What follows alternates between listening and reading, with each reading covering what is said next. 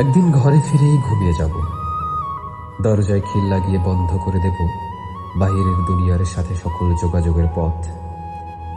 কাউকে নিয়ে আর ভাবা হবে না, মস্তিষ্কে স্মৃতিদের গোলযোগরা পাতবে না, দীর্ঘশ্বাস থাকবে না, কাউকে ভালোবাসার জন্য মন কাঁদবে না। মন পাথর হবে না ঠিক, তবে সমস্ত আয়োজন হতে নিজেকে গুটিয়ে নেব। বিলিয়ে রাখা সব আবেগ অহেতুক হয়ে উঠবে, সব অনুভূতি ব্যক্তিগত নিয়ন্ত্রণে থাকবে, সব মনোযোগ বাড়বে শুধু আমার নিজের জন্য। থাকবে না অভিযোগ, জমবে না চাপ ও অভিমান। ফিনিক্স পাখির মতন বুকটা হালকা থাকবে।